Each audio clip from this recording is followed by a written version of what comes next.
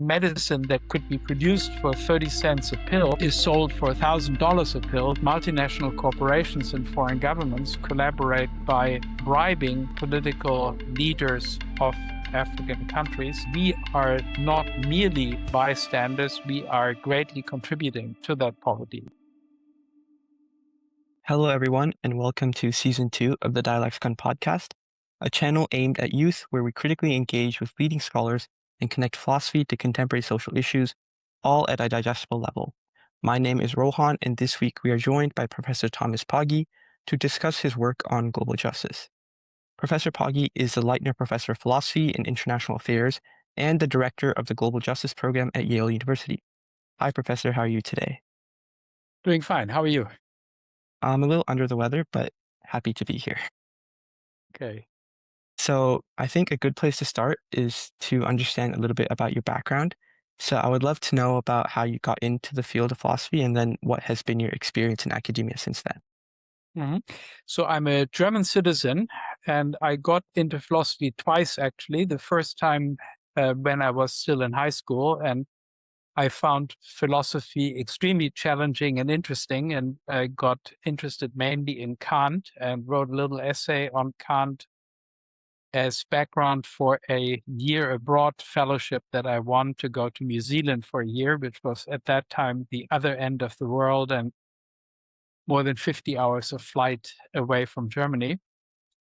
And then I started studying sociology and also a little bit philosophy in university, and didn't really find philosophy to my liking. I started with Hegel, which was maybe not the most wise thing to start with.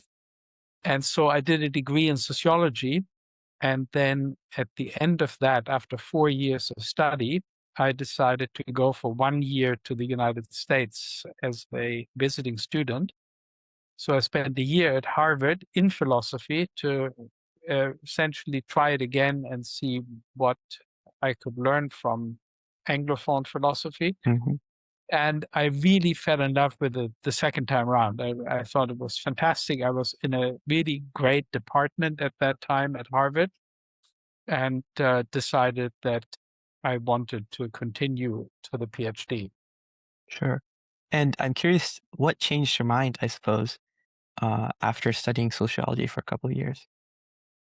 Well, I had always been very interested in politics, and partly because of the Vietnam War, which was raging at the time. And I had been a very sort of pro-American young person. As a kid, I grew up, Americans were sending people to the moon. They were doing all sorts of really exciting things. They had great music, and they had won the Second World War, defeated Nazism, which was also very important to me.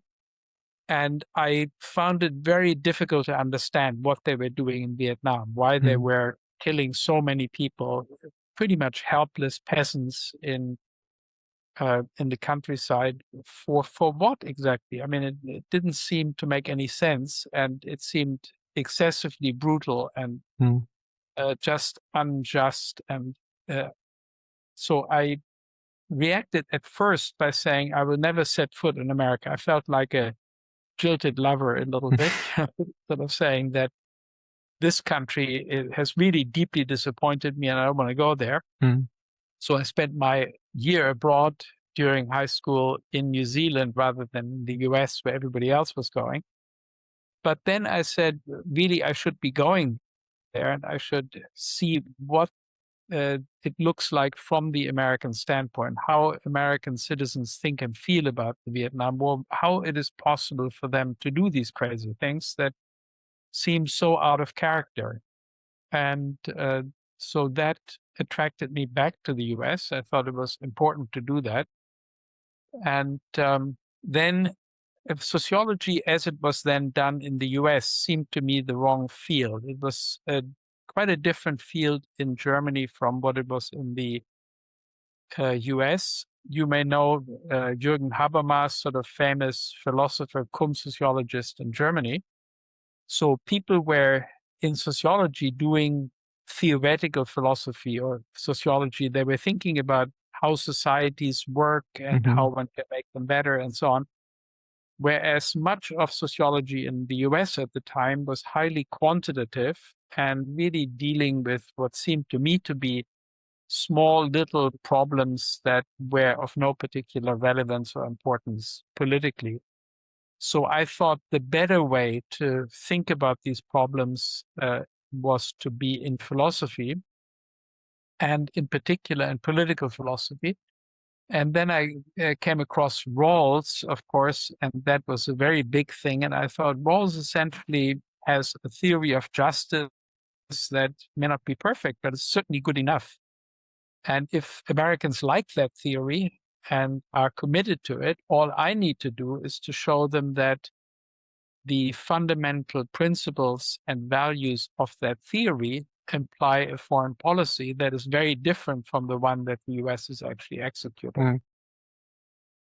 Yeah, absolutely. So it seems like your experience in both of these fields still shares a common thread of asking questions about political philosophy and how states and society ought to act. So I'm Yeah, sure. and definitely my interest in sociology has always been normative. It was not really understanding how societies function so much Sure, as how they might be improved. of course. Yeah, and so that certainly sort of preempts my next question about how you view philosophy as a field. And if you could speak to a little bit about what you think its objective is, and also what sort of goals and questions it concerns itself with. So philosophy is really quite unlimited in its questions. It deals with a very wide range of questions, largely of a methodological form. It is a way to to bring clarity, I think, to our thinking. That is a main thing. And that is also something that I admired in my first encounters with Anglophone philosophy. I thought that it was just so much clearer, so much more honest in the way it dealt with questions. And it was not trying to be artificially obscure, which I had thought was the case with Hegel and the Hegel scholars who I had encountered in Germany. So, of course, Anglophone philosophy was difficult, often very difficult, but it was no more difficult than the subject matter required. And trying to be as clear, as transparent, as accessible as possible. And I thought that was very important. And what I wanted to do simply was to ask the questions that exercised me, questions about political priorities, global institutional structures, foreign policy, to ask these questions in a philosophical way. That means as clearly as possible and as transparent about its normative foundations as possible. I wanted to relate the ordinary principles and values that people profess to actual policy decisions about structures and policies. Sure. And obviously, you mentioned you were particularly drawn by Rawls's work. Do you have any other examples of thinkers or scholars that you particularly spent a lot of time and enjoyed reading about or studying with? Yeah, so the person I spent the most time thinking about, probably more than Rawls, is Kant. I admire Kant tremendously, and that goes back to my high school days where I was thinking about Kant's theory of knowledge, his critique of pure reason. I found that to be an incredibly brilliant book. I mean, just groundbreaking, mind-blowing, and in every way inexhaustible. You know, you can read that thing over and over again. Just the transcendental deduction, for example, you can read that 50 times, and every time you discover something new and interesting and exciting. And so I was also, of course, interested in reading his moral philosophy, his political philosophy, and uh, he has influenced me a great deal. And I think some of the things that are wrong with Rawls's theory are actually repairable by means of Kantian philosophy. So I think that on the whole, Rawls's philosophy is too consequentialist. It's consequentialist in a somewhat complex way, but still highly consequentialist in tone, and too strongly influenced by utilitarianism in that way. And Kant is a very good, effective antidote against that. Sure. And I assume you mentioned this concept of justice, and I would want to ask you to expand a little bit about that, about how both of these thinkers and maybe your own study as well influences what we call justice. And I'm interested to know how we come about defining that, I would suppose. Yeah, I mean, the word justice is being used in our Western languages quite promiscuously. So we apply it to all sorts of different judicanda, as I call them. We apply it to social structures. We apply it to individual decisions. We apply it to agents. And of course, in the Rawlsian context, the primary application is to social structures. So the way in which social systems are organized, social systems being groups of people living together in a structured way, in a way that is governed by rules and habits and practices and procedures. So I would define it in the first instance as a way of assessing from a moral point of view how such social systems are organized and how they ought to be organized. And then when you ask me more specifically, so what makes a social system just, I would say that the key thing here is how it treats the individual human beings who are part of it. Each human being should be treated in a way that respects their basic needs, respects their dignity, and we should structure our social systems in such a way that at least that much is achieved. Insofar as we can fulfill human rights, for example, we should try to fulfill human rights. We can do that in terms of capabilities, in terms of needs. It's not that important which terminology we use, but every human being should have the potential for a worthwhile life. And then as a second desideratum, there is a certain degree of equality that is needed so that, for example, in the economic sphere, in the social sphere, in the political sphere, people can meet one another as equals. None are overly dominant by virtue of their enormous wealth or social standing or political power. So equality is a second thing. Even if everybody had enough, so to speak, to lead a worthwhile life, we wouldn't want some people to be so heavily superior that they could buy other people or dominate them in the political realm. And of course, we are falling short in the world as it is. We are falling short in both dimensions, right? We have millions and millions of people who do not have the wherewithal for a even minimally worthwhile life.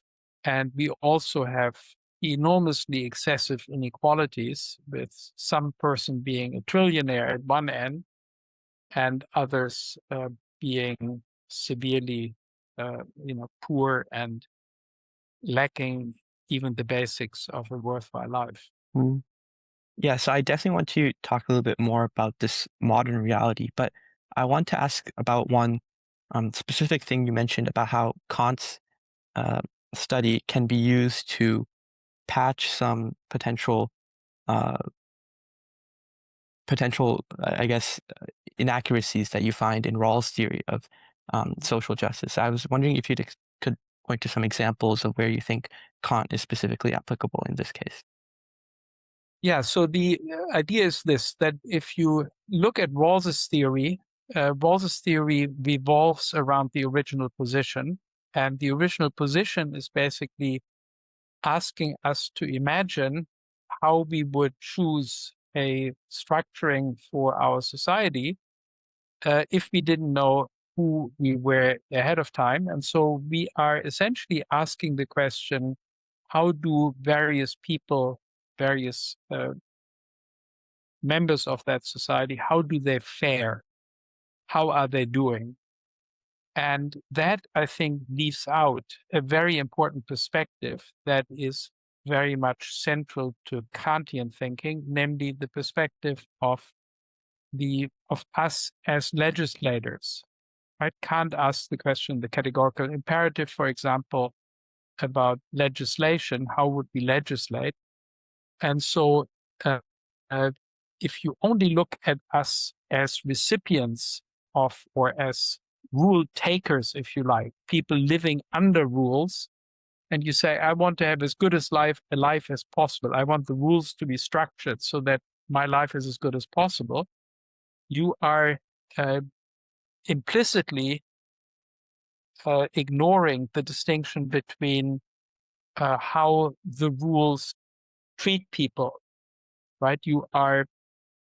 So let me give an example, perhaps, that you say, if you could, I mean, all the kind of typical consequentialist examples you could give. You could say that if we organize our criminal justice system, right, we would, if we do it from the point of view of the original position, we would say, I want to be as well off as possible.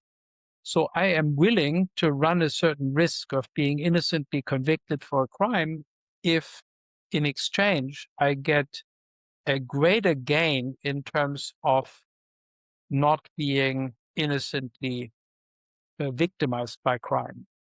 So I will trade these two things off one to one. Mm-hmm.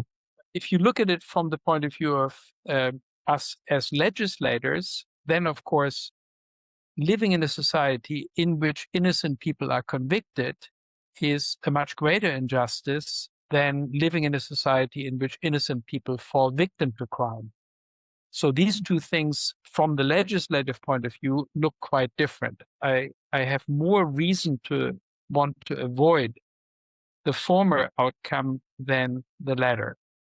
And I think that kind of distinction, that we need to distinguish different kinds of pathways through which the structures of our societies influence the way people live, that we need to distinguish them normatively. I think that is completely missing in Rawls.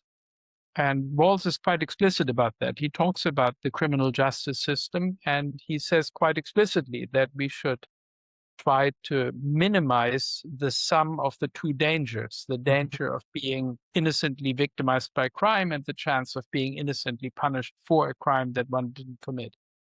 That is something that Kant would reject. Now, Kant might, in turn, be too deontological about that. He might say that we must avoid any chance of people being innocently convicted of a crime. And that is, again, too extreme, right? That would make it impossible for us to have a criminal justice system at all. So what we need here is some sort of a weighted exchange rate where we say that being innocently convicted of a crime, that is a greater injustice than an equal harm inflicted on people by criminals or by crimes that society could have been structured to prevent. But it is not an infinitely greater harm. It is a greater injustice, but at a certain ratio. And that is where it becomes obviously very tricky. What is that ratio to be, right? Is that 4-1 or is it 5-1 or what is it going to be? And we have the exact same problems in ethics, where we talk about, how many people can you kill in order to prevent a much larger number of people to be killed by others or to be killed by some natural event or something like that. Yeah. Obviously, the number can't be zero, but also it can't be 1-1. Yeah. So it has to be some sort of a ratio. And that modestly deontological position is, I think, one that we need to carry from ethics also into the theory of justice.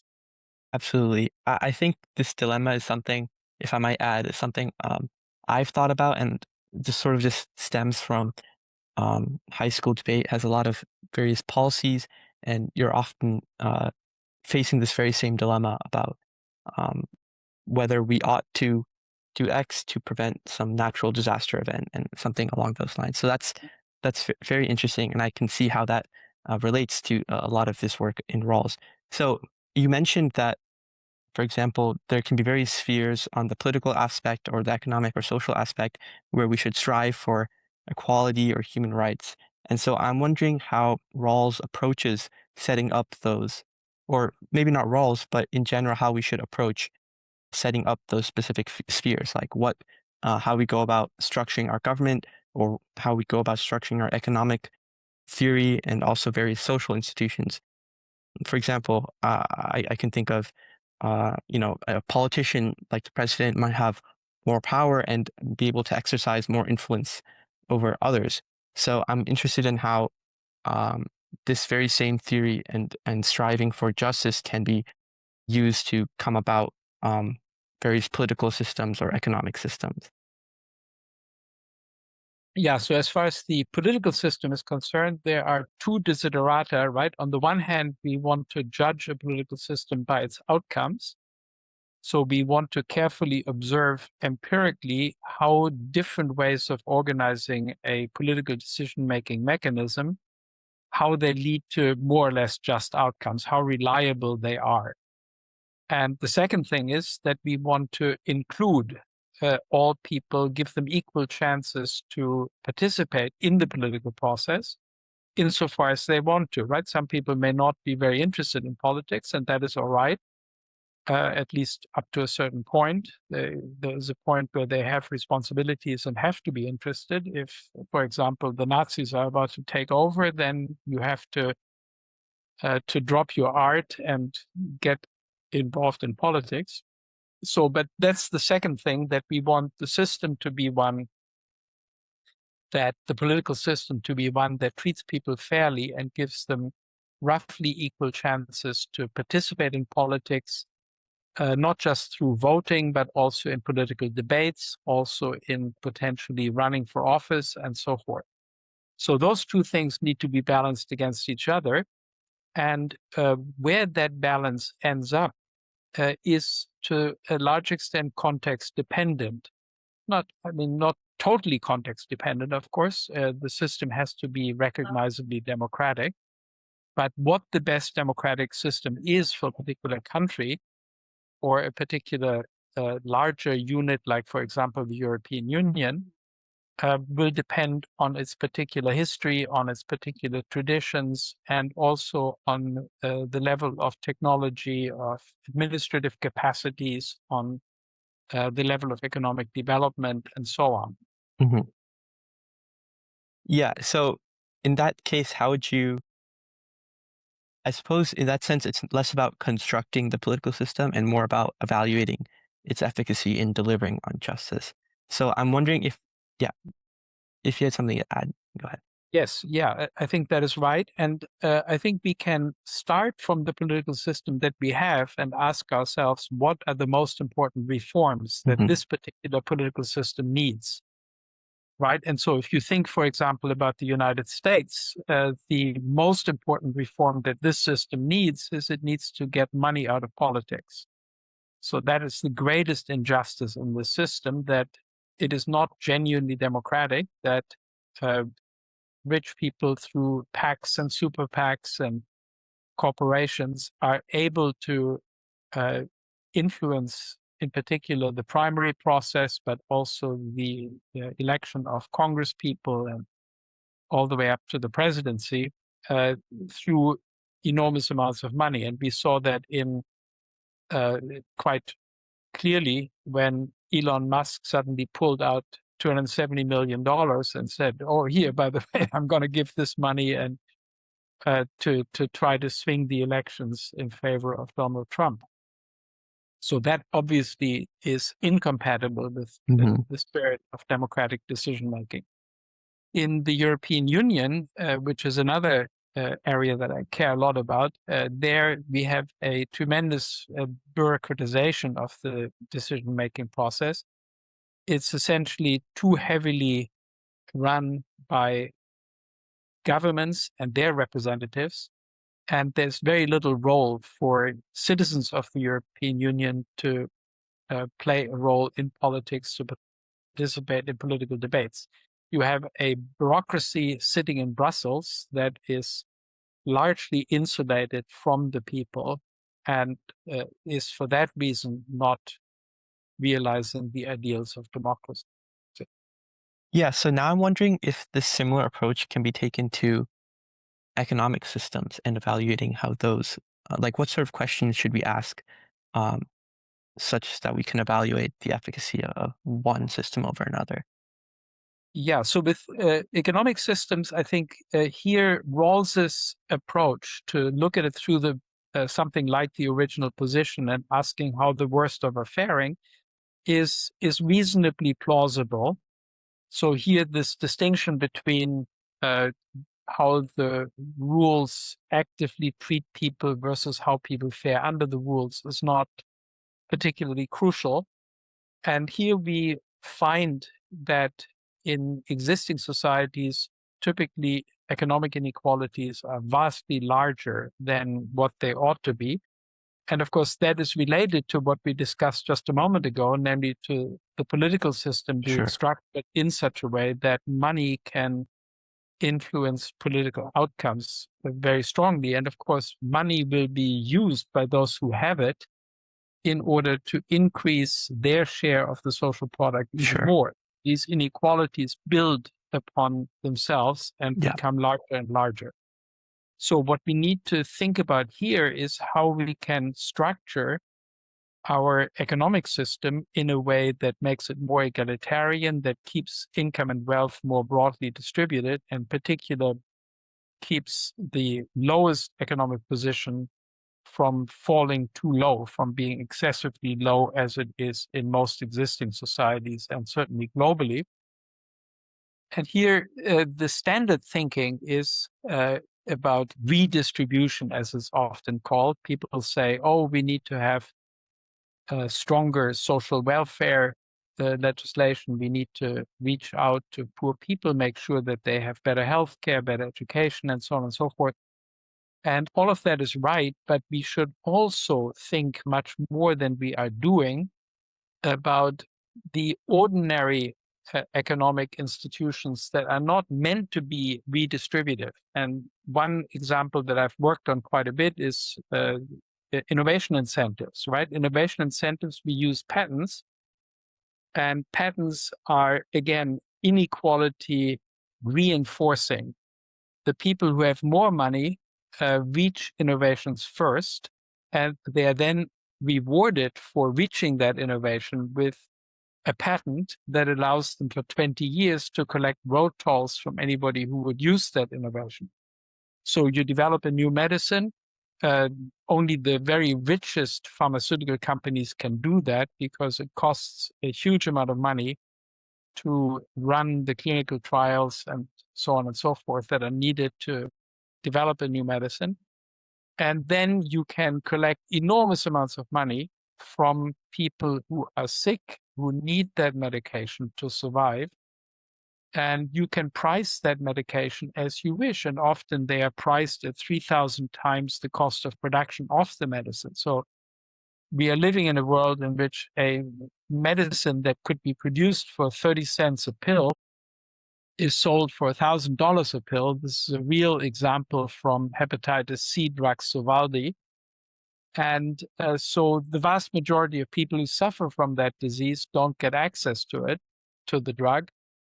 And of course, what's even worse is that the disease survives. You know, we have a wonderful drug that could once and for all eliminate hepatitis C from this world, but we are using it to cure just 7% of the sufferers of hepatitis C, with the result that the disease survives, develops new strains, and continues to menace at least the majority of human beings.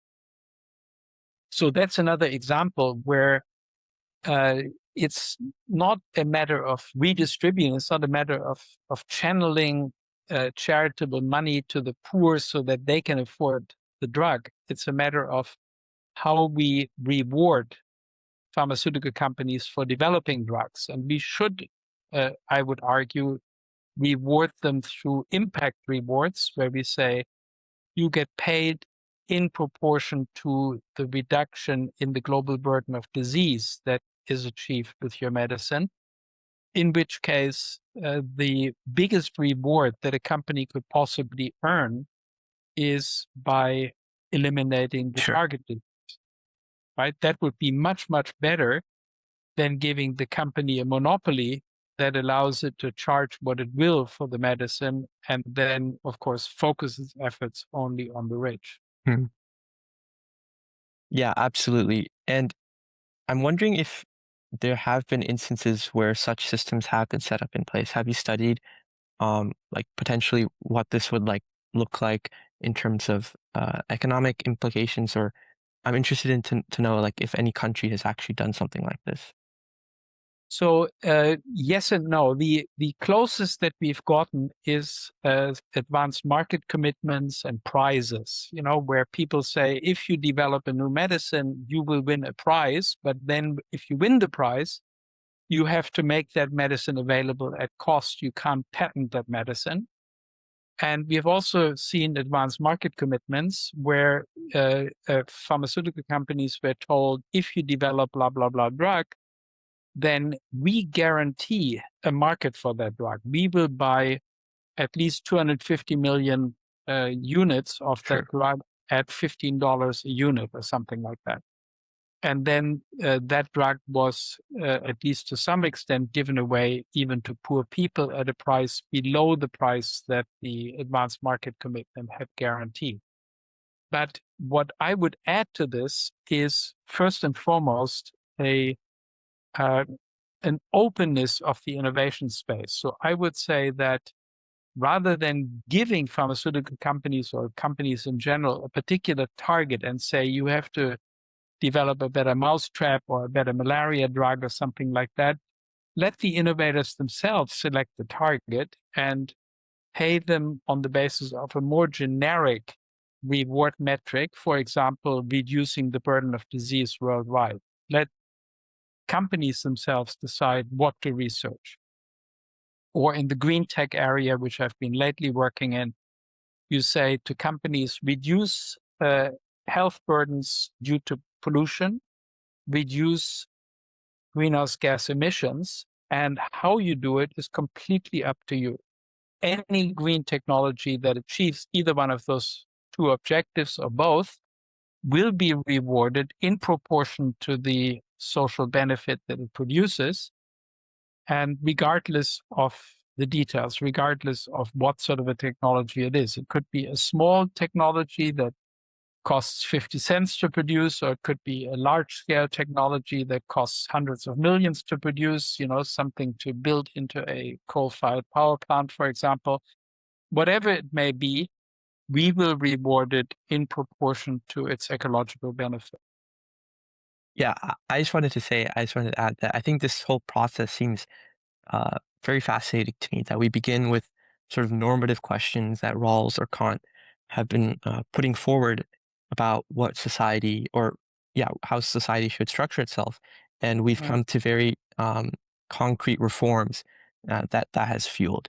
And so now I want to ask if you've done any work in other projects or other fields that you've looked at, and sort of what your thoughts have been outside of just the couple of that we've talked about.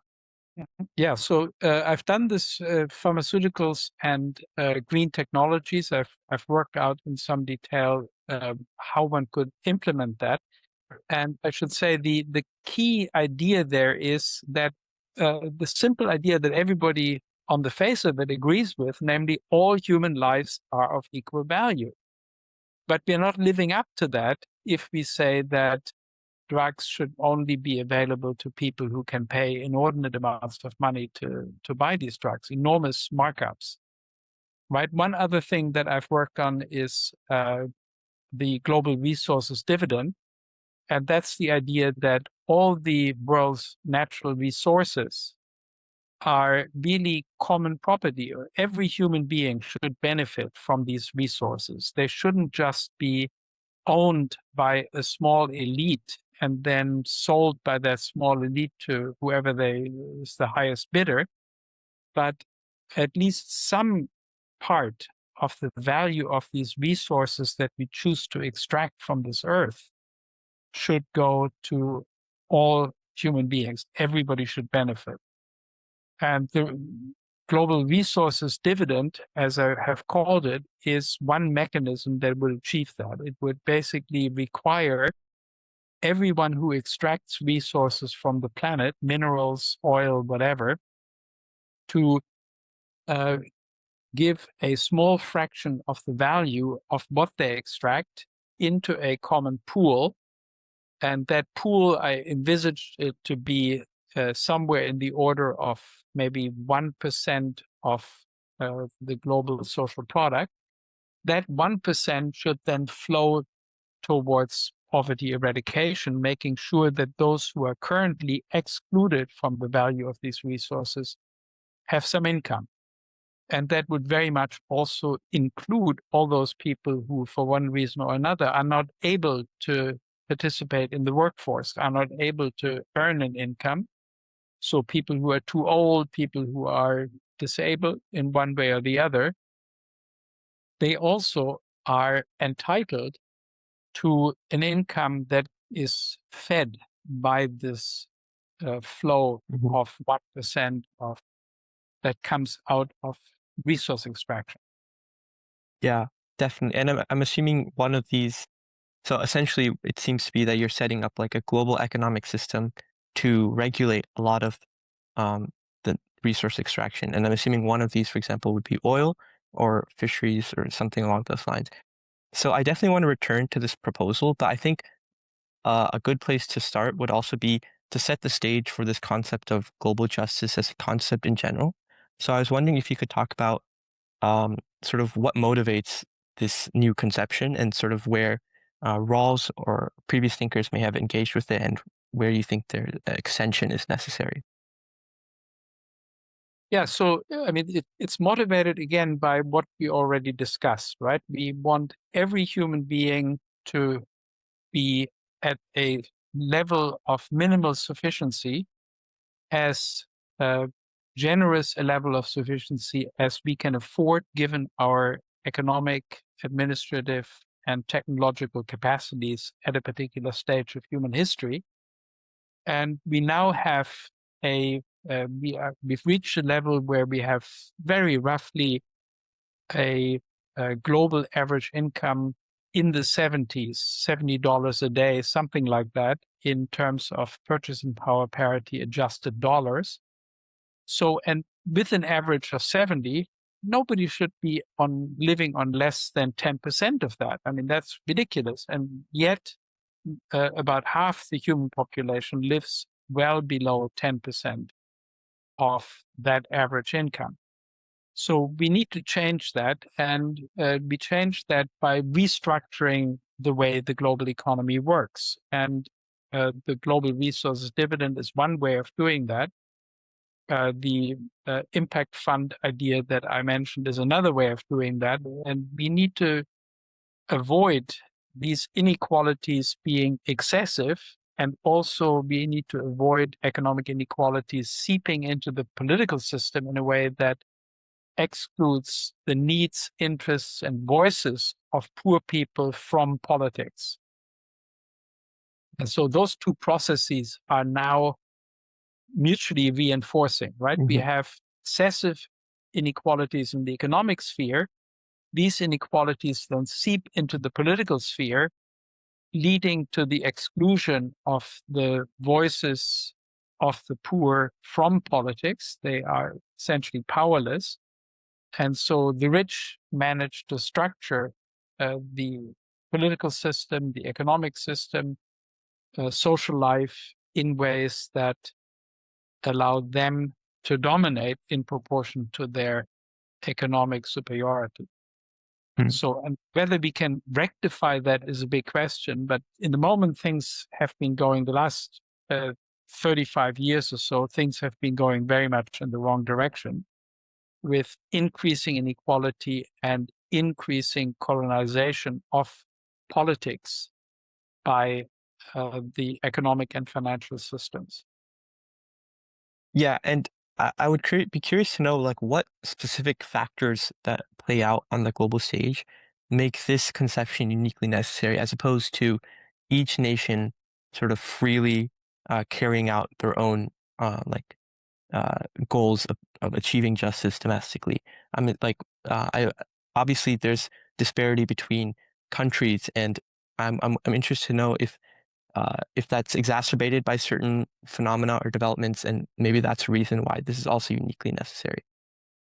Yeah, so to implement justice merely domestically wouldn't work because so many countries now are too poor to make that work. They don't have the resources. And in particular, of course, because they are so much weaker economically than other countries, their politics are very heavily dominated by foreigners. So Branko Milanovic recently did a study and found that the average income in the rich countries is about 22.6 times greater than the average income in the global south in the poor countries. And that 22 or 23 to 1 ratio, of course, will also have an important impact on the domestic politics of the poorer countries. Right. So if you think your way into the position of typical politicians in Africa, right, they are uh, being between two different interests. On the one hand, they have their local constituents, they have the ordinary people in their country that are demanding that they uh, pursue just politics, that they meet their basic needs, and so on and so forth. On the other hand, they are also having claims made upon them by foreign companies. Now, these foreign companies and foreign governments have much greater resources at their disposal, and so they can very easily corrupt the politicians in the poorer countries to serve their interests rather than the interests of their own populations. So enormous inequalities, international inequalities, Mm-hmm. have that effect pretty much unavoidably. And so we need to eradicate these inequalities in order to ensure that the domestic political process really works in the best interest Mm-hmm. of the local population rather than in the best interest of foreign governments and foreign corporations. Mm-hmm. And what proposals or reforms can be put forth so that these countries are able to sort of slough off these foreign companies' interests and interferences?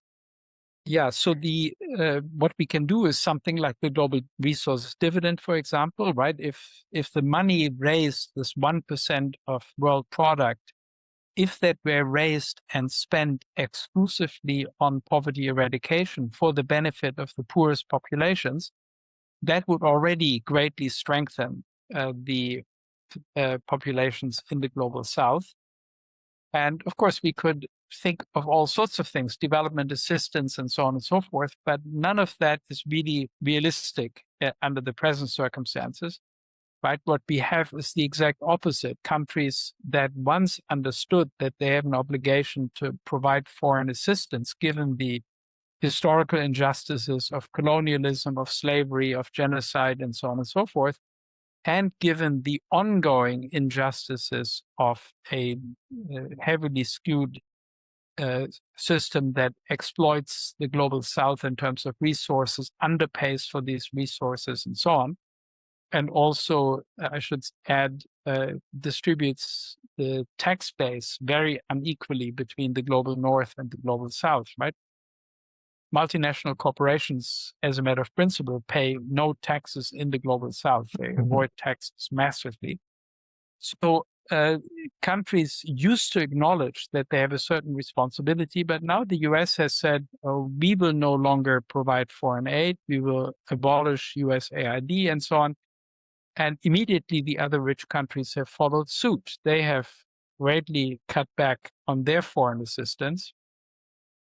And so what the only realistic way forward to right that great imbalance in national average incomes is by the global south cooperating together and working to sort of say, well, you cannot get our resources at these very cheap prices anymore. We will create an auction mechanism where we auction off our resources to the highest bidder, and we will simply ensure that our populations get fair value for the natural resources. The natural resources of Africa, for example, are absolutely essential to the world economy. Mm-hmm. And if Africa collaborated together, they could get fair value for these resources. But what is now happening is that multinational corporations and foreign governments collaborate to get these resources at much, much cheaper prices, simply by bribing the political leaders of the African countries to sell these resources at well below market prices, with virtually no taxes being paid on them and so on. Sure. So before we move on a little bit to a different topic, I just wanted to give you a chance to talk a little bit about like some other, obviously we've talked about a great deal of different injustices and various problems and inequalities that have arisen. Would you like to highlight any others that you think are particularly important to talk about? Yeah, so the one that I just briefly mentioned is one that is certainly worth talking about, and that is the international financial system and the international tax system, which are great sources of inequality and injustice. So the way it works is that the global north has set up an elaborate system of tax havens and secrecy jurisdictions. There are about 100 of them now, from the British Virgin Islands to Jersey to the Bahamas to Bermuda and so on and so forth, all these different tax havens all over the place. And what multinational corporations do is they set up subsidiaries in these tax havens and then engage in transactions between their ordinary subsidiaries and these tax haven subsidiaries that are greatly disadvantageous to the ones in ordinary countries. And so they shuffle their profits from the countries in which they have reason to do business into these tax haven subsidiaries, so that in the ordinary jurisdictions, they have no profits. And in the tax havens, they have very high profits, which they don't have to pay taxes on. And that has two effects. One is that multinational corporations, as I said, as a matter of principle, don't pay taxes in ordinary jurisdictions, especially in the poorer countries.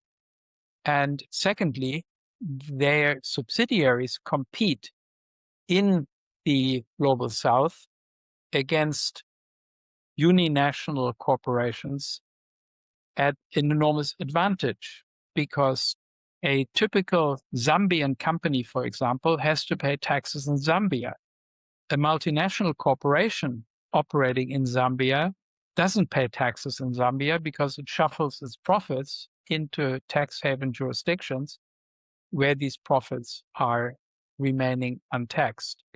So with that advantage, a multinational corporation, or rather its local subsidiary, can undersell, can compete at an enormous advantage against these uninational corporations and essentially outcompete them. Mm-hmm. Yeah, And that's another, very major injustice sure. that essentially prevents southern countries from getting their fair share of taxes out of multinational corporations operating there.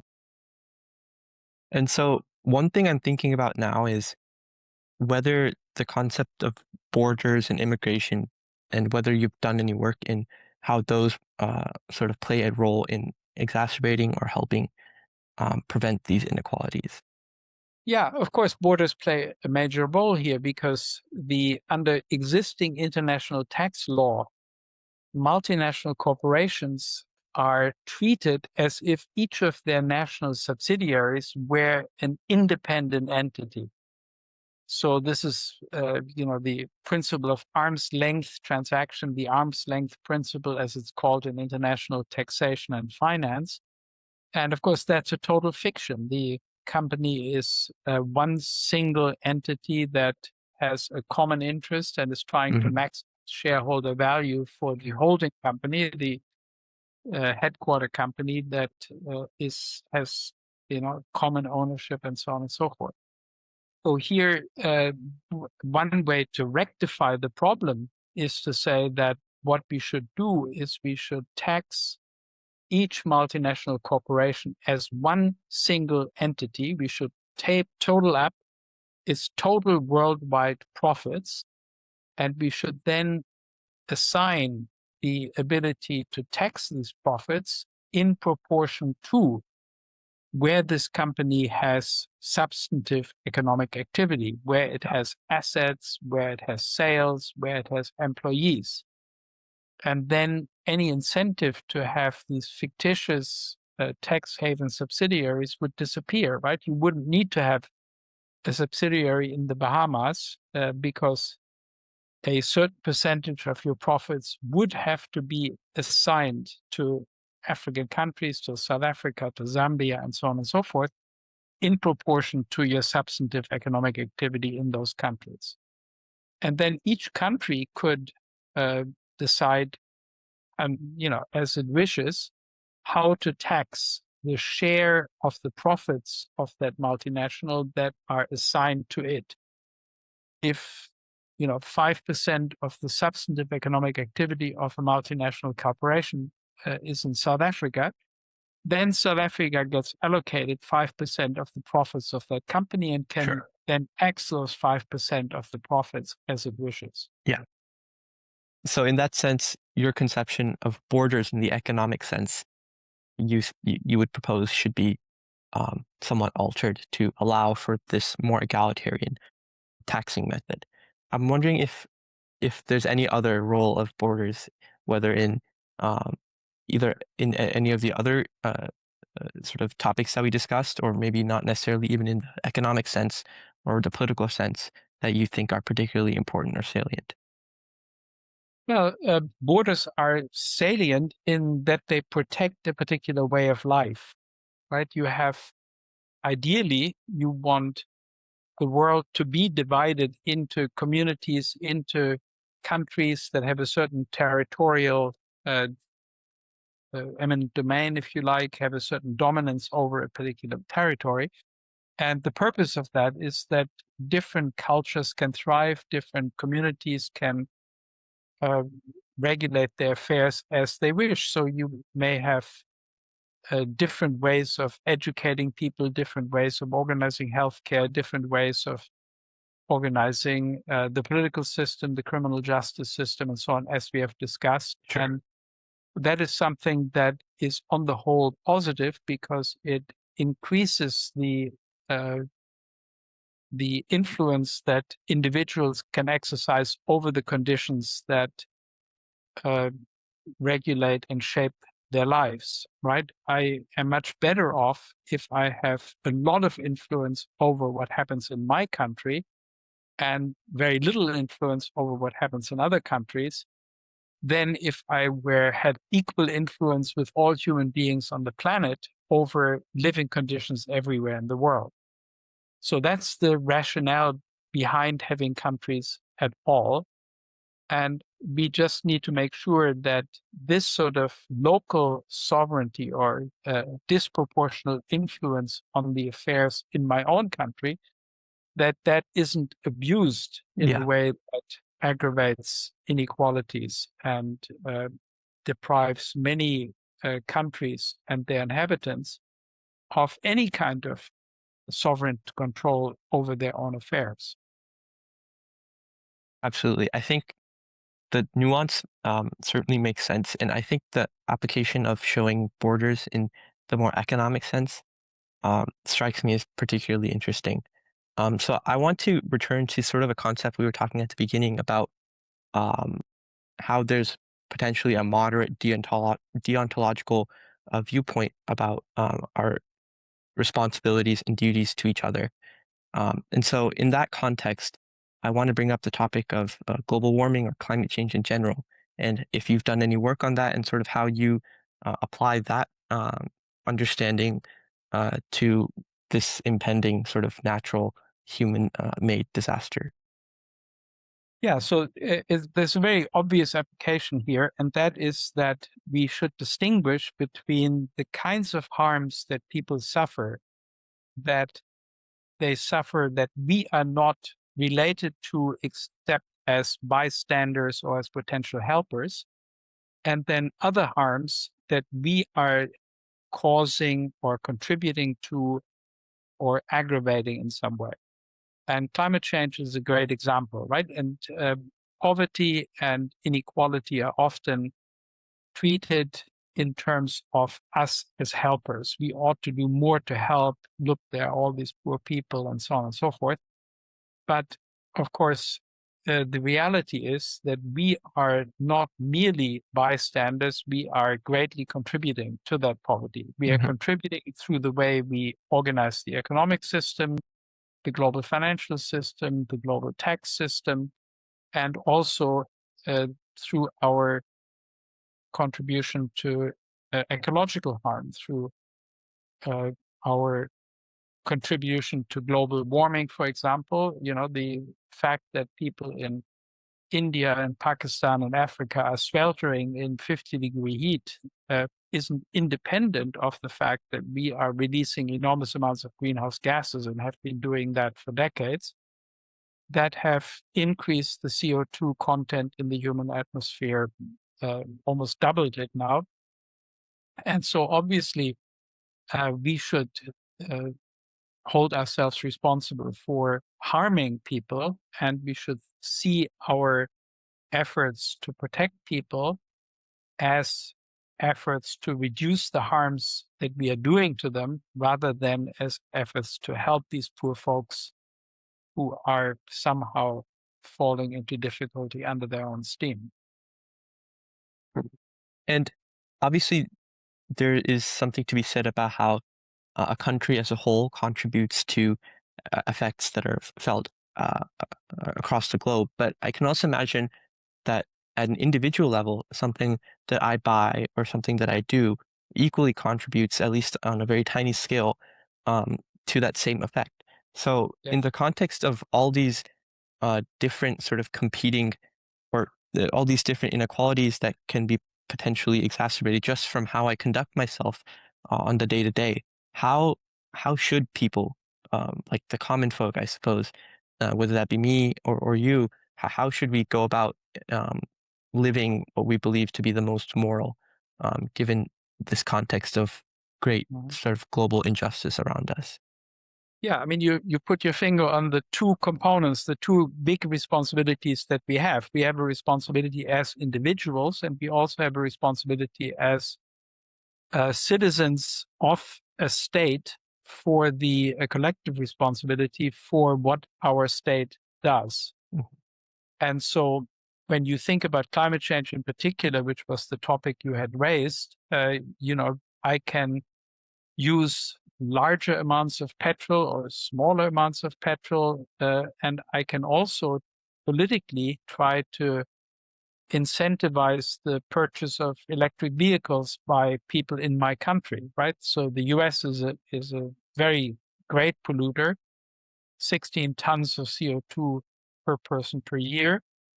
And that is partly politically decided upon. So we have, for example, favorable tax treatment for cars that weigh more than 6,000 pounds, an insane incentive. If you have a car that weighs more than 6,000 pounds, then you can depreciate the car much more quickly. And so this is a big incentive for companies to purchase company cars that weigh more than 6,000 pounds. That incentive is crazy. It shouldn't be there. And we as citizens have a responsibility to try to get rid of that incentive and incentivize companies to buy, if anything, smaller cars, lighter cars that consume less gasoline. So, but then you also have a personal incentive, or personal responsibility. So given the system as it is, you should not follow that incentive. You should buy a smaller car. You should buy an electric car or hybrid car and so on, and also minimize your travel, not travel too much by air, and so on and so forth. And in that way, you should reduce your own ecological footprint. So both of these responsibilities are important, and we should work on both of them that are responsible for the harm we do, both as individuals through our purchasing decisions and travel decisions and so on, and collectively through the decisions that we as a country make about how to organize our energy system, how to organize our tax system, where we put the tax incentives, and so on and so forth. Sure. Absolutely. I think it makes sense insofar as I think the harsh reality is that everything that we do in some way can have some negative everlasting effect, but that is not to say our responsibility to them is diminished in any way. I think a lot of people take a sort of fatalistic approach in saying that there's nothing I can do about it, or there's too much for me to do, so I shall just do nothing. I think that's a lot of a sentiment that, at the very least, I've seen, and so I think that obviously that's not necessarily the correct approach, and rather there's sort of an in between where rather than just rejecting everything, we can make positive strides in whatever field and topic that we chose to insert ourselves in. That's right, and you can focus on the important things, right? Yeah. You can you can't address every problem, and it would be excessive to demand that every tiny decision that you make you evaluate in terms of its ecological footprint effect or anything like that. But when you take major flights, when you ask yourself, should I spend my vacations in New Zealand or in California, you might say maybe not New Zealand, given that the amount of CO2 I would unleash by going to New Zealand would be quite enormous. And so, think about it with major decisions that clearly have a significant footprint effect. You think about them, and it's same with political decisions that you say, what are the really important structural decisions that our country is making that are increasing its ecological footprint? And here, clearly, the high reliance on natural gas rather than the recent abolition of windmills, that is a bad decision. We should go favor windmills over natural gas. And that's something that we as citizens could engage in favor of. Absolutely. So I think that was sort of the last main topic. I just wanted to talk a little bit about philosophy education. I think this is something I bring up in every interview. And obviously, you joined or were interested in this field of philosophy from a very young age. So I was wondering if you, A, have any thoughts or advice for young people that may be watching about how to get interested into the field of philosophy and how to approach it in general. Yeah, so I think philosophy is best thought of as continuous with ordinary thinking, the kind of thinking that one does as a young person when you try to look for an orientation in the world. What am I here for? What is this world all about? What is my role? What is my responsibility? What do I want to devote my life to? What do I want to achieve in my life? These are all philosophical questions, and philosophy can be helpful in answering these questions. Now, philosophy has become a very academic discipline, and a lot of what goes on in philosophy is highly technical and often quite uninteresting. It takes years for people to be brainwashed into finding these problems interesting. And then it takes additional years for people to then come up with answers to the questions that they were trained to find interesting through philosophy instruction. And you can bypass all of that. Just don't worry about it. If you find that excessively tedious and technical, don't worry about it. Focus on the areas of philosophy that are continuous with ordinary life and keep focusing on the questions that as a teenager you thought were important questions about how to live, about how to interact with others, about what your responsibilities are in the world, and so on and so forth. And think of philosophy more as a way of answering these questions with clarity and rationality rather than as a highly technical discipline. So maybe one further thing to say there is that when we think about, sort of try to think clearly about our lives, often we feel it's much easier to think about means than to think about ends. And philosophy helps you think about ends. You know, what ends should I set myself? What should I try to Mhm. achieve in life? And these are questions where ethics and political philosophy can help you think clearly about what are good ways of uh, good ends to set for yourself. And too often people think this is hopeless. You know, I can't really think clearly and fruitfully about ends. And so let me just think about means, and in particular, how to maximize my money, how to use my time efficiently, and so on and so forth. And so people become very good at being efficient, but without ever thinking about what they are supposed to be efficient Of about, course. what that is really worth achieving. Absolutely. I think that was very well put. And I just wanted to say that obviously philosophy nowadays can be a very intimidating subject in terms of approaching it and sort of just a ivory tower sort of connotation that it has.